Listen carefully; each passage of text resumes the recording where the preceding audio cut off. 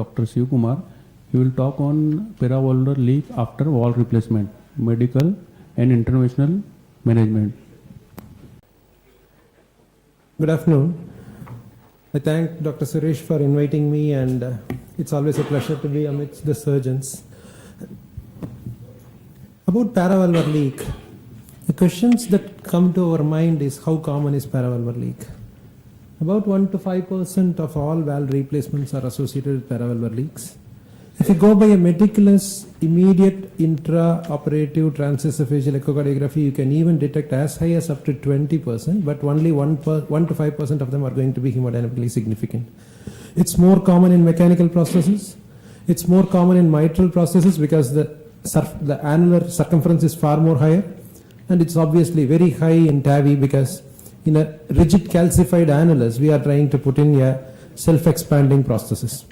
The various causes that are attributed are, sometimes it's due to improper suturing, but very often it is due to undue stress and strain on the suture lines, previously calcified annulus or fibrosed annulus, a low-grade clinical infection, or certain techniques like Dr. Hiremath was talking about, root widening. This root widening are notorious to have a higher incidence of paravalvular leaks. They present with heart failure, hemolytic anemia, jaundice, or progressive ventricular dysfunction. So it's relatively common because it's going to be seen in 1 to 5% of clinical patients. Is paravalvular leak really serious? If you have a paravalvular leak and you try to operate on them, you are going to have an immediate operative mortality of close to 6% and late mortality, which means within the next 1 month of another 6%, adding together almost 12% mortality. This was published in European Journal. But if on a parallel group, if they continue to observe conservatively, there is a much higher mortality. So, which obviously means more number of people are going to die if you are going to conservatively manage these patients. The actuarial survival at 1, 5 and 10 year is far better if you are correcting the paravalvular leak than if you are adopting a conservative treatment. And remember, those who are going to be on conservative treatment are those who are having less of anemia, less of symptoms, and even those people are going to have a higher mortality compared to the more sicker of them who had surgery. So the paravalvular leaks are really morbid and correction is worth. Then why not redo surgery for everybody? Operative mortality after valvular reoperation is quite high. Heart Surgery Forum, a meta-analysis of a large group of patients, they found that 14% overall mortality if you are going to have a redo surgery for a paravalvular leak. If you are doing it as an elective procedure, it is around 11%, but if you are doing it as an emergency, almost 1/3 of them will die. So paravalvular leak after mitral valve replacement, the operative mortality in the previous paper that I quoted, immediate mortality during the surgery itself was 6%, and within 1 month it was another 6%. So on an average, it averages around 10 to 12% mortality. What is the risk of recurrence if you successfully do a surgery? It's because there is an underlying annular fibrosis and calcification. There is always a possibility of repeat paravalvular leak in the same area. The incidence of repeat paravalvular leak after a second surgery in the same area is as high as 13%. And if you do a second time surgery, that means third time you are replacing, it's going to be almost up to 35%. That means the scarred area, if you take on again and again sutures, it's going to keep on giving way again and again. So obviously redo surgery is not only risky, it's no guarantee that paravalvular leak will completely be fixed. So in that case, is a catheter therapy better than surgery? Tissues in the region are fibrosed and calcified, which are actually good for a device to go and sit there. And obviously, we are avoiding the redo surgery morbidity. But it's an unusual procedure. It needs a lot of operator experience. And most of the occluders that we are using are off-label uses. That means devices that are meant to close a VSDs, devices which are meant to close a PDAs are going to be used. And obviously, if the paravalvular leak is extending to more than 20% of the circumference, it cannot be closed. And we may be having a very crescentic leak, a serpiginous leak, and this may pose some challenges. So now what will be the surgeon's take on a paravalvular leak? Obviously, they will be very skeptic about a catheter interventionist touching a paravalvular leak, because after all, the patient is still alive, even if he is having anemia, jaundice, heart failure, dyspneic, atrial fibrillation, but he is still alive. People used to say a live dog is better than a dead lion. So basically, a prosthesis which is functioning, even with a paravalvular leak, if you put in a device and make it into a prosthetic valve dysfunction due to either incomplete mobility of the discs, or for some reason if you end up in a redo surgery, that's going to be defeating the entire purpose of this intervention. So actually there is an editorial that has been published which says that still we have got a long way to go in terms of transcatheter closure of paravalvular leaks. So device closure is going to be very useful if it is successful, but is risky if it is unsuccessful. So the format, we are going to ask these following questions. How clinically significant is paravalvular leak? How to measure a paravalvular leak? How to image? When surgery rather than taking the patients into cath lab? What are the new imaging modalities? We'll go step by step. How significant is paravalvular leak? We just use our clinical sense. If a patient is in heart failure, a very hyperkinetic precardium, cardiomegaly on the chest X-ray, anemia, jaundice, obviously it is significant. Echocardiographically, larger left ventricle, a very clearly visible significant jet that is entering into the left atrium from the mitral valve, a flow reversal that is seen in the pulmonary veins, a flow reversal that is seen in the descending thoracic aorta in case of an aortic paravalvular leak, or the vena contracta width. All these are going to be indicators. A mitral valve replacement that has been done, you are having a very, very high mitral gradient. This is due to addition of the forward volume with the regurgitant volume, and you are able to see the regurgitant, the MR jet. So a very high transmitral gradient indicates that too much of blood is going through that mitral valve. So that indicates the significance. The left ventricular dimensions, you can see that it's 8 centimeter. So any massively dilated left ventricle, it's very easy to understand that this patient is having too much of paravalvular leak. IVC that is dilated and congested and not collapsing at all. Unexplained pulmonary hypertension, you have a RVSP of 66 millimeters of mercury, so it's significant pulmonary hypertension. Unexplained ventricular dysfunction, the ventricle is not at all functioning. So these are indicators that there may be a significant paravalvular leak. How to identify? There will be a lot of these color jets which will be masked by the metallic artifacts. If you are having an aortic prosthesis and a mitral prosthesis, and if you are doing a parasternal view from the chest, the aortic prosthesis will hide the place behind the mitral prosthesis, and so you will not be able to detect at all. Postoperative echo windows may be very painful. The patient may give only very limited views. There may be 2 or 3 drains here and there and too many plasters, and this cardiologist may not be able to get a desired view. He may not be able to turn the patient to a desired position. Windows will be very suboptimal because of postoperative chest wall edema. Any leak that is seen should be pursued further and not to be ignored as trivial. Leave it. I'm not telling this for mitral valve repair. I'm telling it for replacement. In a repair, some amount of regurgitations are acceptable, but in a replacement, even a trivial leak should be pursued further. Incidence of significant leak is as high as 1 to 5%. How to measure the paravalvular leak? We have to quantify the regurgitant volume and the orifice area. We can go by volumetric method, see how much of left ventricular inflow to outflow, use the echocardiographic techniques like proximal isovelocity surface area or PISA or vena contracta. We can quantify the size of the leak. Some of the measurements will be very erroneous because there is a lot of metal artifacts. The metal will have a reverberation of the ultrasound. So you will not be able to see a very clear dropout. So very often we use color jet measurements, thickness of the color jet to assess what is the size of the paravalvular leak. Often we have to take it in 2 different dimensions because we know that it will be a slit, and so it will have one long dimension and one short dimension. 3D echocardiography has significantly improved the accuracy now. So whenever there is echocardiography, there is a paravalvular leak, there is a dense metallic rim here on this bioprocesses, and we will not be able to assess what is the significance of this paravalvular leak. So you look at the leak and measure the color width, and you can appreciate what is the extent of the color width. This is an aortic paravalvular leak, and based on the color width we can identify how significant is the paravalvular leak. This is the short axis of the aortic valve. You can see that there is a paravalvular aortic regurgitation that is happening. Freeze the frame, suppress the color, and then you can make a measurement of the paravalvular leak.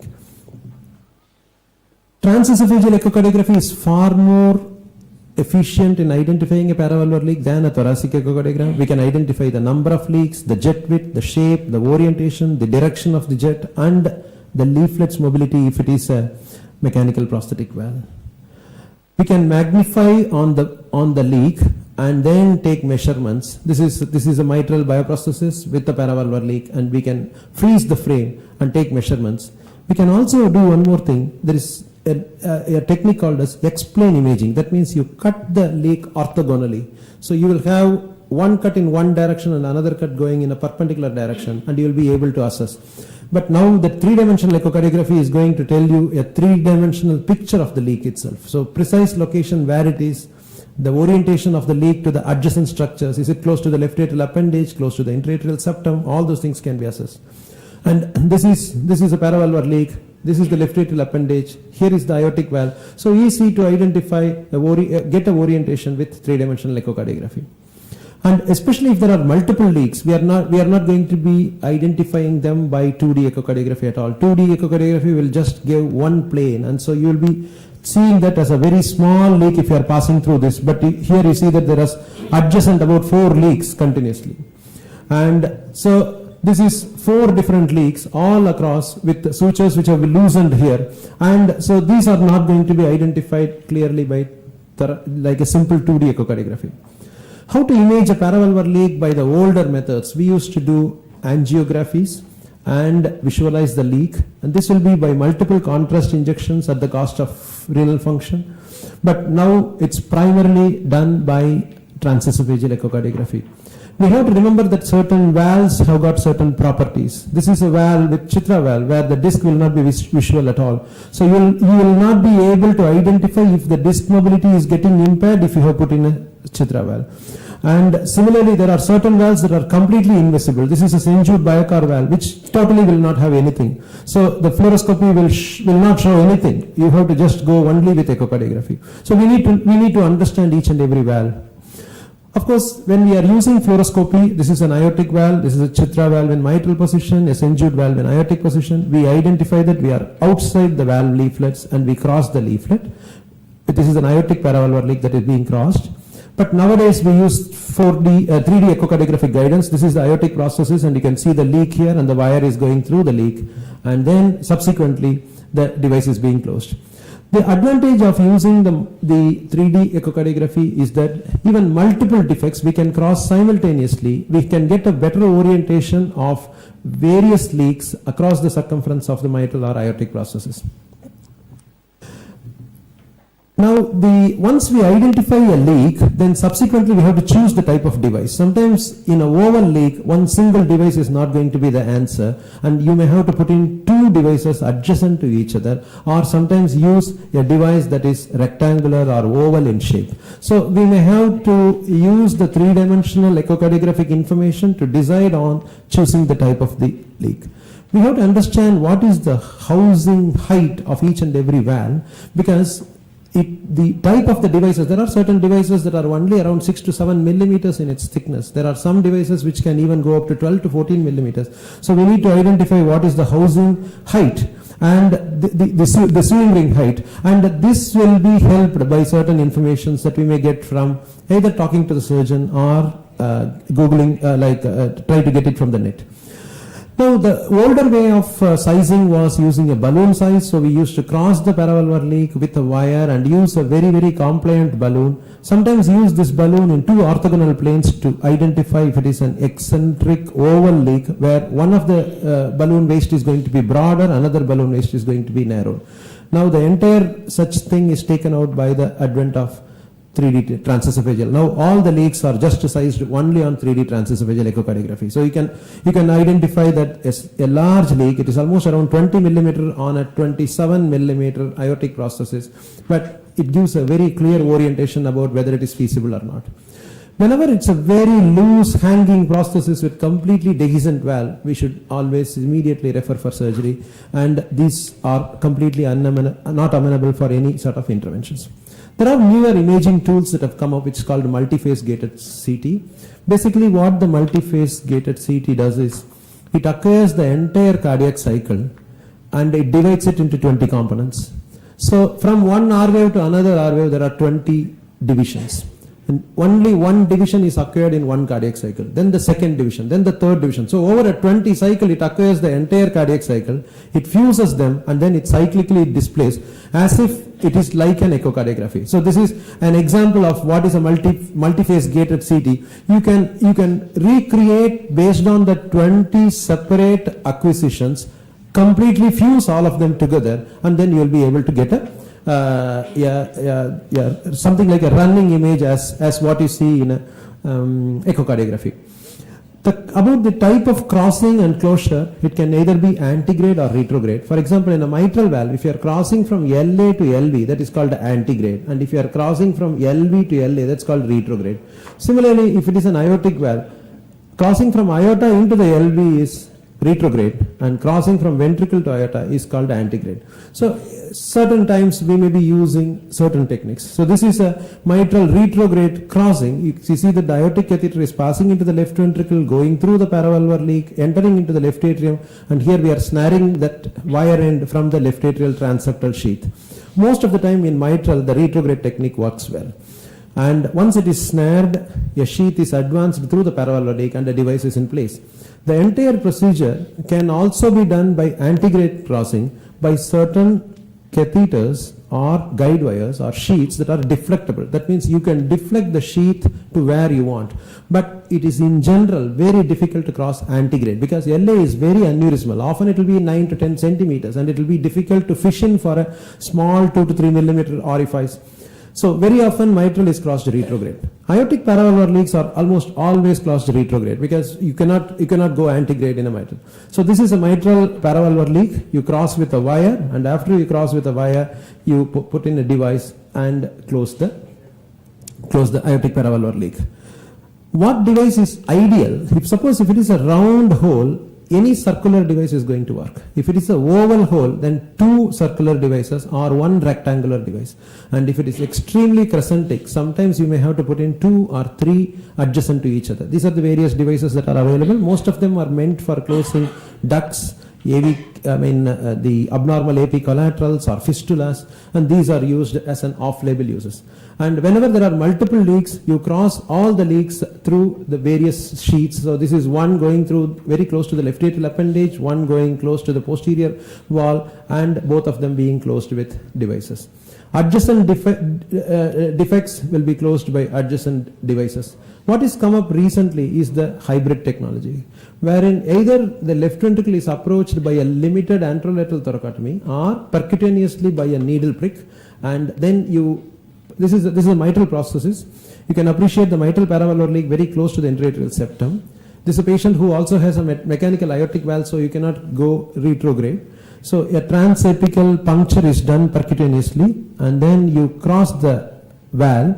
This is the paravalvular leak, and once you do a direct apical puncture, you cross the leak, you snare the guide wire here, and then put in a device.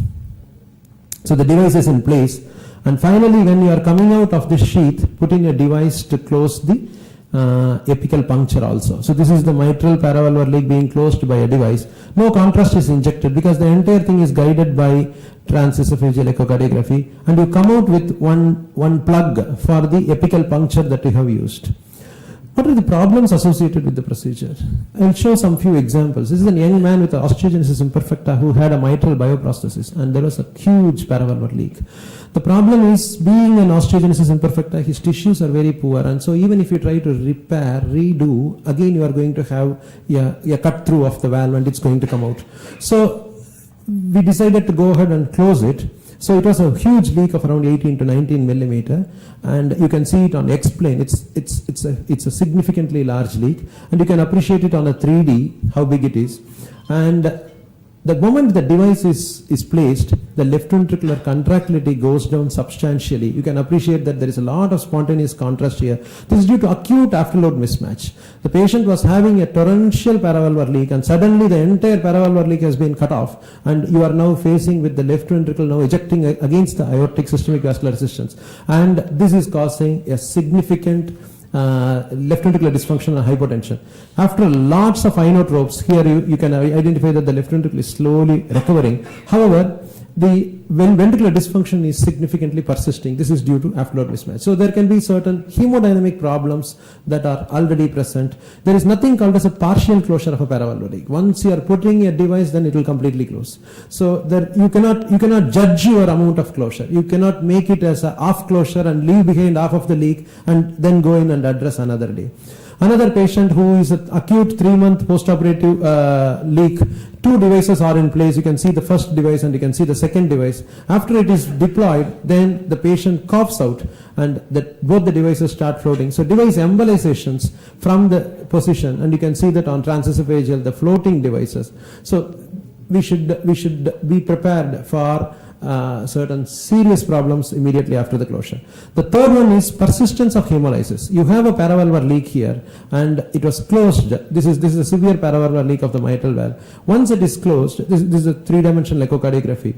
After closure, there is still some amount of residual leak through the edges of the device, and that continues the patient to be in hemolysis. So that the patient continues to have some hemoglobinuria, but most of the time the patient will settle out after a few days with some more thrombus formation around the device. The other problems that can happen are clots over the prosthetic valve with prosthetic valve dysfunction, thromboembolism and strokes, infective endocarditis, but all these problems are common for any prosthesis, not specifically after devices. So if you look at the story of paravalvular leak interventional closure, in the early 2000s there were very limited gadgets that were available, primarily guided by fluoroscopy and angiography, and with some amount with 2-dimensional thoracic echocardiography. So people were playing around with only 2 hands. But then in the late 2000s, the 3-dimensional echocardiography came in and some CT guidance came in. And so we had more armamentarium in our hands and we were able to play around a little bit more better. But now is the day when we have hybrid technologies wherein we can either request the surgeon to take on apical puncture, or we ourselves can palpate the apex and under echo guidance go through the apex, and which actually increases the ability to address many more types of paravalvular leaks. To summarize, paravalvular leak is relatively common. It's going to be seen in 1 to 5% of the patients, and it is morbid. It's easy to be missed. Surgery is risky and has got high chances of recurrence. We should understand the anatomy far well by utilizing 3-dimensional echocardiography whenever it's feasible. We should understand the valve better. How thick is the valve's sewing ring and what is the profile of the valve. We should sit with the surgeon and decide what is the best strategy. Choose the device, the type of the device, the size of the device, the number of the devices. Choose the approach, whether it is going to be antegrade or retrograde, or whether a hybrid is going to be useful. Try to understand the new technologies that are coming up, like echo integration and CT integration. Echo integration is basically echocardiography is fused into fluoroscopy. So you go and put a dot on the echocardiographic image, that dot is shown on the fluoroscopy. So we need not go and search for a paravalvular leak when we are passing with a wire. We just place a marker, just like how a paravalvular leak is measured on the echocardiography. Go and put a marker on the paravalvular leak. That shows up on the echocardiography. It shows up on the fluoroscopy. So that dot you just pass a wire. Similarly, CT integration. You have a CT scan, and on the CT scan, on the monitor, you go and put a dot. That dot is shown on the fluoroscopy. So more and more advances are coming up, and so probably the future is going to be a little bit better to address this difficult problem. Thank you.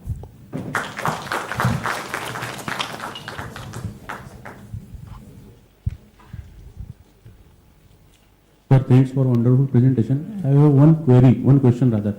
Post TBR, if patient is having mitral paravalvular leak, so this is the only indication for hybrid procedure? Actually, there are about 4 indications for hybrid. One obviously is an aortic mechanical prosthesis, wherein you have to go transapical. Second thing is anything that is paraseptal, like you have the mitral orifice, and along the intraatrial septum, if there is a leak, it's very difficult to get a stable position with the transeptal sheath, because the transeptal sheath is puncturing the atrial septum and it is diving into the paravalvular leak immediately within 2 or 3 millimeters. And so the amount of gap that is there is not sufficient for us to put in the device in a controlled manner. So we call it any device within the region of the paraseptal region is for a hybrid approach. Similarly, along the aortomitral curtain, if there is a leak, it's better to go transapical. And the last one is any massive leak. like extremely large leak, it's better to go transapical. In that case, what we do is, instead of trying to pass a sheath across the device, we directly upsize the apical sheath. You first put in like a puncture, and you have decided that you want to do a 20 millimeter device because the leak is 18 millimeter. Then you directly take a 9-French sheath through the apical leak. So you go all the way, you close the leak, don't take out the sheath.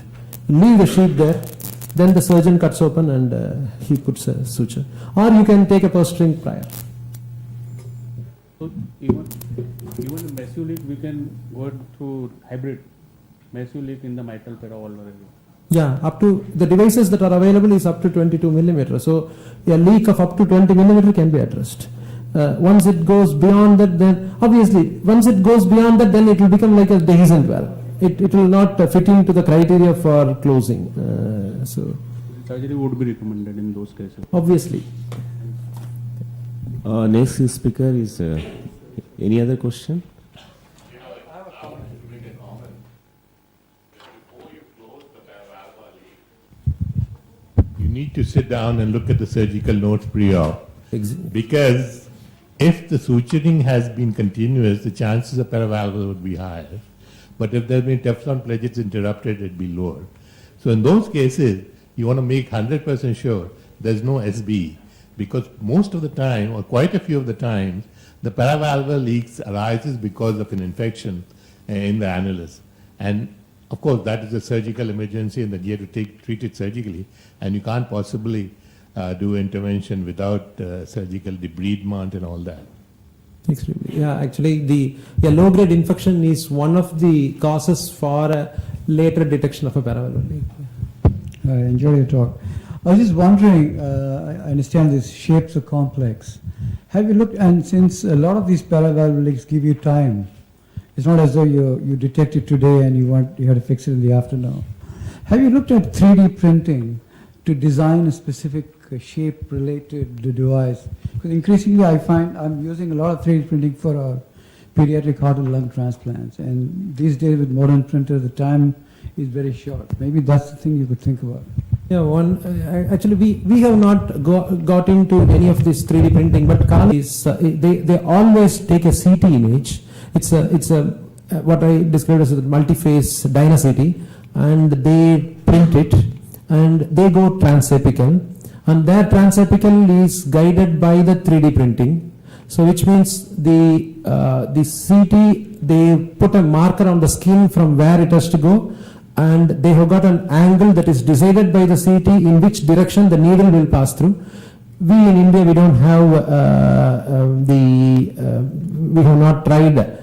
One of the other problem about the 3D printing is, as of now, they are charging something like around 30,000 to 40,000 rupees for getting one full printed model, and that is a rigid model, which is like a plaster of Paris cast that they are currently giving from Bombay.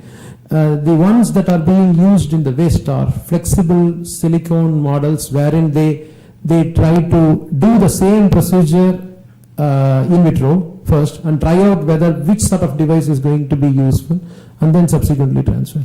I don't know in India how we can get it utilized, but I think it's an option. Thank you very much.